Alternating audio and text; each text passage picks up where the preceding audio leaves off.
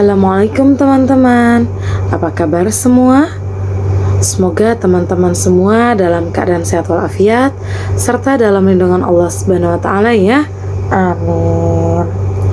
Teman-teman, seperti biasa sebelum mulai sentra kita berdoa dulu yuk. Bismillahirrahmanirrahim. Rabbi zidni ilma warzuqni fahma birahmatika ya arhamar rahimin. Amin. Masya Allah. Alhamdulillah ya teman-teman, hari ini kita dipertemukan kembali lagi di Sentra Sains ya. Hari ini kita diberikan rezeki, yaitu nikmat sehat ya teman-teman, sehingga kita dapat memulai proses belajar lagi ya, walaupun masih via online atau via daring ya. Nah, di Sentra Sains pekan ini kita akan membahas tema dan subtema yang masih sama ya, yaitu temanya tentang ciptaan Allah, subtemanya tentang manusia ya. Hanya saja pekan kali ini kita akan membahas topiknya itu tentang makanan yang sehat dan tidak sehat ya. Nah, sebelum membahas lebih jauh, kita harus tahu dulu nih, makanan sehat itu apa sih? Contohnya seperti apa, Bu? Nah, di pekan-pekan sebelumnya kita sudah membahas tentang hidup bersih dan sehat. Kenapa kita harus bersih dan sehat? Salah satunya adalah supaya kesehatan kita ini terjaga ya teman-teman ya. Nah, kesehatan itu adalah salah satu hal yang harus dijaga agar tubuh dapat menjalankan fungsinya secara maksimal ya. Salah satu hal yang dapat dilakukan untuk menjaga kesehatan adalah dengan mengkonsumsi makanan dan minuman yang sehat dan bergizi ya. Makanan sehat dan bergizi adalah makanan yang mengandung beragam nutrisi yang dibutuhkan oleh tubuh ya. Mengkonsumsi makanan sehat dan bergizi tidak hanya meningkatkan kesehatan fisik, tetapi juga suasana hati ya. Nah, syarat makanan sehat adalah makanan yang mengandung pola 4 sehat dan 5 sempurna ya. Serta pastikan makanan tersebut harus bersih dan halal ya teman-teman. Berikut adalah contoh makanan 4 sehat 5 sempurna ya. Yang pertama, makanan pokok. Yang kedua, lauk pauk. Yang ketiga, sayur-sayuran. Yang keempat, buah-buahan. Dan yang kelima, disempurnakan oleh susu ya. Nah, kita akan bahas ya. Nah, makanan pokok ini adalah makanan yang menjadi gizi dasar yang kita konsumsi ya. Nah, makanan pokok ini setiap daerah itu berbeda-beda ya.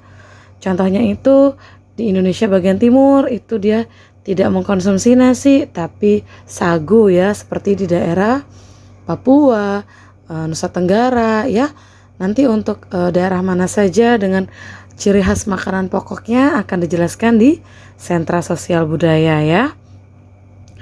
Nah, biasanya makanan pokok itu berasal dari tanaman seperti beras, gandum, jagung, umbi-umbian. Umbi-umbian ini contohnya seperti kentang, ubi jalar, singkong. Terus ada lagi roti, mie atau pasta, dan sagu ya. Nah, di dalam makanan pokok itu terkandung karbohidrat ya, yang merupakan salah satu sumber energi utama untuk tubuh ya. Terdapat 2 jenis karbohidrat sebagai sumber makanan ya, yaitu yang pertama adalah karbohidrat sederhana, yang kedua karbohidrat kompleks.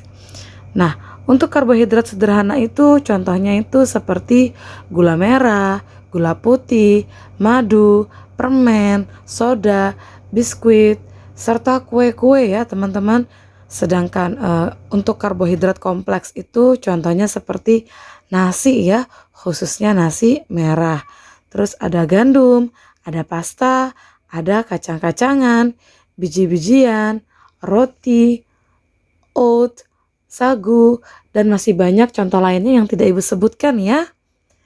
Nah, untuk lauk pauk, jadi makanan yang termasuk ke dalam kelompok lauk pauk itu biasanya banyak mengandung protein ya. Nah, berdasarkan sumbernya, protein itu terbagi menjadi dua jenis ya. Yang pertama adalah protein hewani, yang kedua itu adalah protein nabati ya. Nah, untuk protein hewani ini adalah protein yang berasal dari hewan ya. Contohnya telur ya, baik itu telur ayam, telur bebek ya. Terus daging-dagingan seperti daging ayam, daging bebek, daging sapi, daging kambing, daging hewan laut ya. Entah itu ikan, kepiting, cumi-cumi ya, dan masih banyak hewan laut lainnya ya. Nah, untuk protein hewan ini juga ada produk olahannya ya, seperti susu, keju, dan yogurt ya.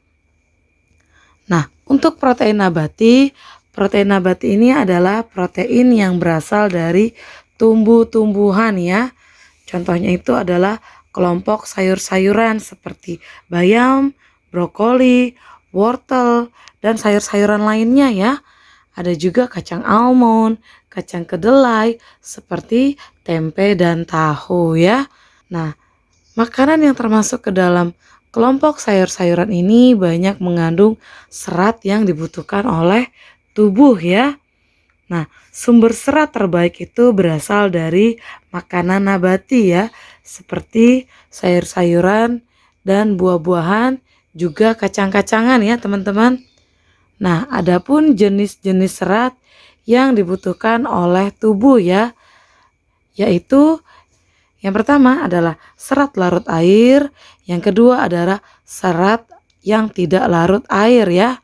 Nah, untuk contoh serat yang larut air ini adalah asparagus, bawang putih, oatmeal, kacang tanah, kacang polong, biji chia seed, brokoli, wortel, apel, buah beri, alpukat, dan masih banyak lainnya ya. Nah, untuk serat tidak larut air, contohnya itu adalah gandum, roti gandum, beras merah, timun, tomat, bayam, kangkung, kol, dan lain-lain ya teman-teman. Nah, kita akan masuk ke kelompok buah-buahan ya. Nah, buah-buahan ini banyak mengandung vitamin yang dibutuhkan oleh tubuh ya. Nah, vitamin ini juga terbagi menjadi dua jenis ya. Yang pertama adalah vitamin larut lemak, yang kedua adalah vitamin larut air ya. Nah, untuk vitamin larut lemak ini adalah jenis vitamin yang diproses bersama dengan lemak ya. Nah, contoh vitamin yang termasuk ke dalam larut lemak itu adalah vitamin A, vitamin D, vitamin E, dan vitamin K ya. Untuk mempermudah mengingatnya kita bisa singkat dengan ADEK ya. Nah, untuk vitamin larut air ini adalah jenis vitamin yang diproses bersama air ya. Nah, vitamin yang termasuk ke dalam vitamin larut air itu adalah vitamin B dan C ya. Yang kelima adalah susu. Susu ini menjadi pelengkap dari menu makan sehat kita ya. Susu ini banyak mengandung mineral yang dibutuhkan oleh tubuh ya, seperti kalsium, fosfor, kalium, zinc, vitamin, dan protein ya. Nah, terdapat dua jenis susu ya yang dapat kita konsumsi ya. Yang pertama adalah susu hewani, yang kedua adalah susu nabati ya. Nah, untuk susu hewani ini adalah susu yang berasal dari hewan ya. Contohnya susu sapi, susu kambing, dan susu unta ya. Sedangkan untuk susu nabati ini adalah susu yang berasal dari tumbuhan ya. Contohnya itu adalah susu kedelai ya. Biasa kita kenal dengan susu soya ya. Nah, seperti yang tadi Ibu jelaskan di awal, susu ini dapat diolah berbagai macam produk makanan dan minuman yang rasanya enak dan gizinya tidak kalah ya, seperti yogurt, kefir, dan keju ya. Nah, jadi teman-teman, sebenarnya untuk makanan yang bergizi itu tidak harus mahal ya. Yang murah saja tidak ada masalah ya. Yang penting pastikan dijaga kehalalannya, kebersihannya, dan gizinya ya. Nah, selain makanan yang mengandung pola 4 sehat 5 sempurna, pastikan teman-teman untuk tidak lupa mengkonsumsi air putih ya, atau air mineral ya. Nah, tubuh manusia itu terdiri dari sekitar 60-70% air ya, sehingga kita disarankan untuk mengkonsumsi banyak air putih ya, yang disesuaikan dengan berat badan masing-masing ya. Adapun manfaat air putih bagi tubuh ya. Yang pertama, membantu menyerap dan mencerna makanan. Yang kedua, membantu proses metabolisme tubuh. Yang ketiga, membantu menyalurkan zat gizi pada tubuh. Yang keempat, mengatur suhu tubuh ya. Nah, kekurangan minum air putih itu memungkinkan kita akan mengalami berbagai masalah kesehatan ya. Seperti yang pertama adalah dehidrasi ya, atau tubuh itu kekurangan cairan ya. Yang kedua itu adalah timbulnya penyakit seperti batu ginjal ya. Dan yang ketiga itu yang mungkin kita pernah alami, yaitu adalah sembelit atau susah buang air besar ya. Nah, kenapa sih Bu kita harus mengkonsumsi makanan dan minuman? Adapun manfaat mengkonsumsi makanan yang mengandung pola 4 sehat 5 sempurna ya. Yang pertama, mencegah kekurangan gizi. Yang kedua, mencegah kelebihan berat badan. Yang ketiga, mendukung pertumbuhan tubuh dan tulang. Yang keempat, mendukung pertumbuhan otak. Yang kelima, terhindar dari segala macam penyakit ya. Nah, Masya Allah sekali ya. Jadi teman-teman yang masih tidak suka mengkonsumsi sayur, buah, atau lauk pauk tertentu, pastikan mulai sekarang harus belajar ya untuk mengkonsumsi makanan yang mengandung pola 4 sehat 5 sempurna ya. Nah, tadi kita sudah membahas tentang makanan yang sehat ya, yang bergizi ya. Nah, sekarang kita akan bahas tentang makanan yang tidak sehat ya. Nah, makanan tidak sehat adalah berbagai jenis makanan atau bahan makanan yang mengandung gizi tidak seimbang ya.